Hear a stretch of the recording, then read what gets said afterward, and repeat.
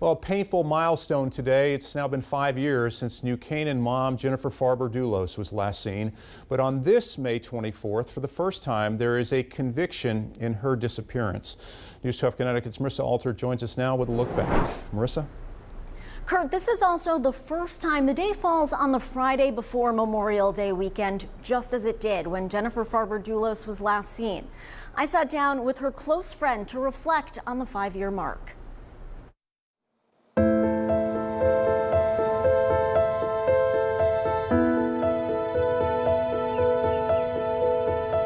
As we hit 5 years since Jennifer disappeared, what do you miss the most about her? I miss her laugh. I mean, I feel very lucky in that I get to hear her laugh, and that her daughter's laughs sound very much like hers, but it's still not her. Carrie Luft met Jennifer Farber in 1990 when both began the graduate dramatic writing program at NYU. We became fast friends and were part of one another's lives for almost 30 years. Luft has acted as a spokesperson for Jennifer Farber Dulos' family and friends since she vanished in the midst of a contentious custody battle with her estranged husband, Fotis Dulos. Police later arrested Dulos, his then-girlfriend Michelle Troconis, and his friend Kent Mawhinney in connection with Farber Dulos' presumed murder. I had made a mental vow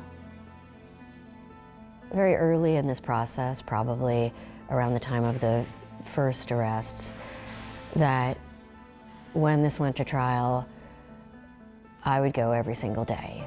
Dulos died by suicide, leaving Troconis as the first defendant to go before a jury. Her trial began in January and lasted 7 weeks. Luft was among the loved ones in the courtroom daily as prosecutors presented evidence of Farber Dulos' violent death. It was traumatizing. I think there's an additional aspect to that of being in court and knowing very well that you're not permitted to have an emotional response.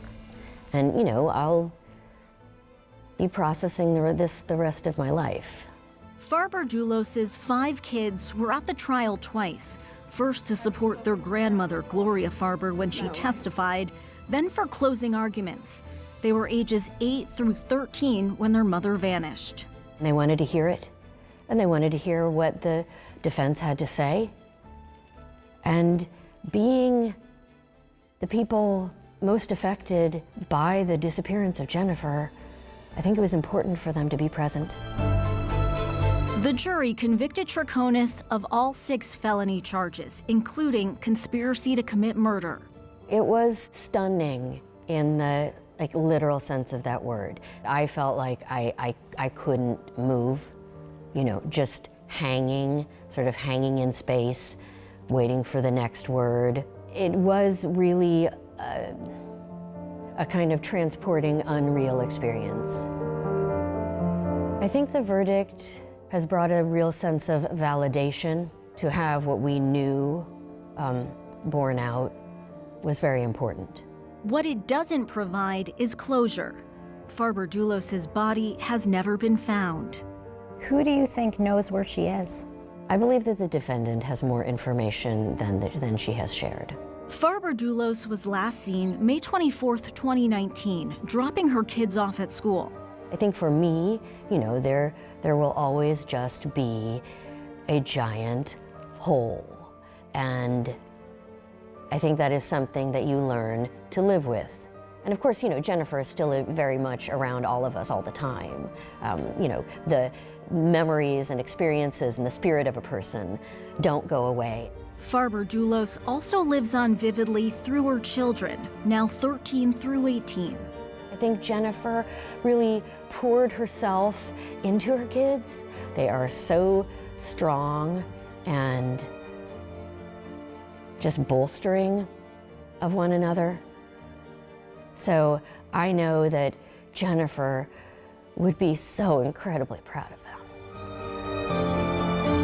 Those of us who are part of the support network basically just use Jennifer as our North Star.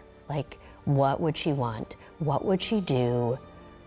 I'm not her, but how can I at least approximate what she would want for her kids? Farber Dulos' disappearance attracted worldwide attention, but Luft says it's important to remember this isn't just a story. I think because, the photos of her, as she was very beautiful, are very beautiful, and there may be the sense that she was some sort of wispy, almost imaginary figure. But she was incredibly real. She was incredibly strong. She was a brilliant person, and she loved her children more than life itself.